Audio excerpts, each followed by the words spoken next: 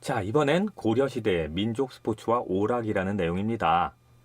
귀족 체육의 변화 양상이라고 표를 만들어 드렸어요.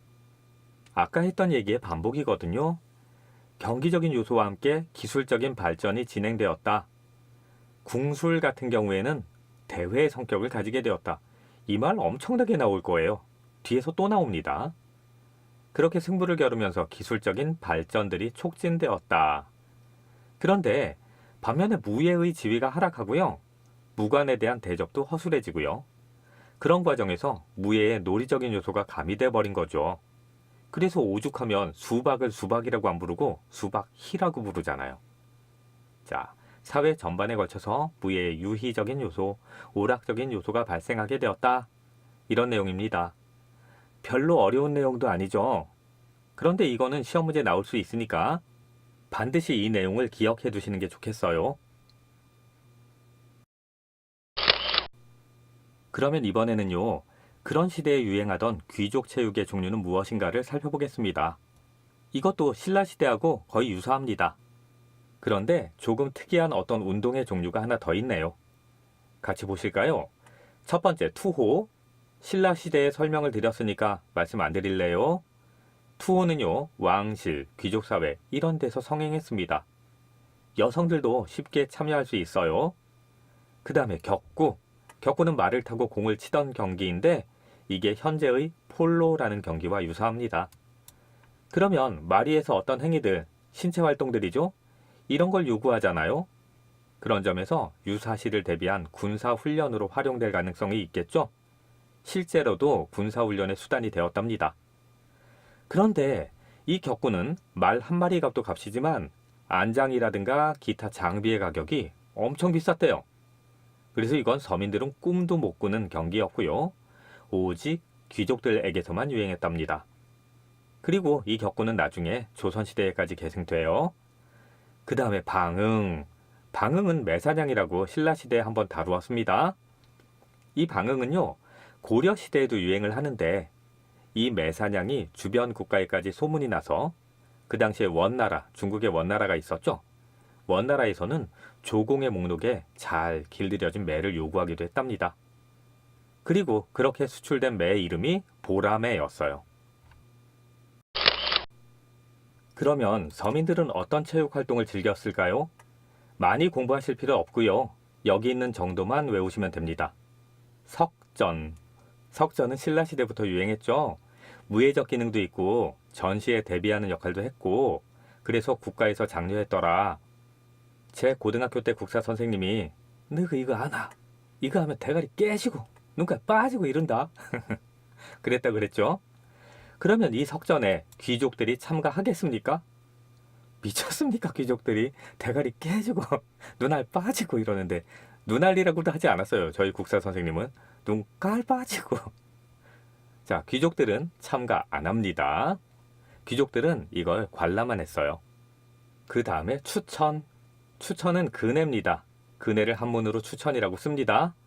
여성들이 주로 즐겼고 남자들은 즐기는데 뭘 즐기냐면 여자를 태우고 밀고 당기고 이러면서 즐겼대요. 지금도 놀이터에 중고생들 커플된 놈들이 그러고 놀더라고요. 연애의 수단이죠. 그건 고려시대에도 마찬가지였습니다. 뭐 중요한 건 아니니까 넘어가고 그 다음에 중요한 게 이거예요. 이 추천은 대회의 성격을 가지기도 했습니다. 더 멋지게, 더 높이 날아오르는 사람에게 상을 줬대요. 그 다음엔 씨름. 씨름은 각저, 강력, 다양한 이름으로 불립니다. 궁중에서도 즐겼답니다. 그런데 앞시대와 달리 이 씨름이 총포나 궁술의 발달로 인해서 무예로서의 기능은 많이 사라지고 유희, 유흥의 성격으로만 많이 즐겨졌다고 하네요. 그리고 그건 아까 문제로 봤죠. 자, 이제 우리가 신라에서 살펴봤던 내용들하고 그렇게 많이 달라진 내용 없습니다. 추천 정도 하나가 더 들어온 건데 추천은 신라시대 때 기록이 없는 것 뿐이지 아마 신라 때도 놀이가 있었을 거예요. 지금 보시는 문제는 조금 오래된 문제예요. 2014년도에 2급 경기지도자라는 시험에서 나왔던 문제인데 좋지 않은 문제입니다. 그런데 앞으로도 이런 문제는 나올 수 있는 게 한국 체육사를 문제를 내는 사람들의 수준이 높지 않거든. 그래서 한번 같이 풀어보려고요. 자, 2014년도까지만 해도 연수원에서 연수교재가 있었습니다. 연수를 실시하면서 그 교재의 내용만 가르치고 그 교재에 있는 내용만 외우면 다 통과했어요. 그 얘긴 많이 했었죠? 그런데 그 연수 교재에 있는 내용 그대로 시험 문제를 만든 겁니다. 그런데 연수 교재에 말도 안 되는 내용이 있어도 그게 시험 문제에 나왔었단 말이에요. 자, 문제를 보세요. 고려 시대의 스포츠와 놀이 중에 그 성격이 다른 것. 문제가 이렇게 나왔는데 그러면 여기 선택지에 있는 내용을 두 가지로 나눌 수 있다는 얘기잖아요. 성격이 다른 거니까.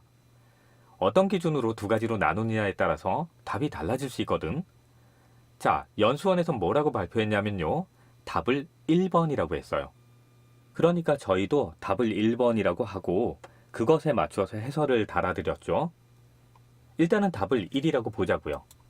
그러면 방응이라는 것이 있어. 잘 훈련된 매를 사야 합니다. 돈 많아야 됩니다. 그러면 이건 평민들이 즐기지 못해.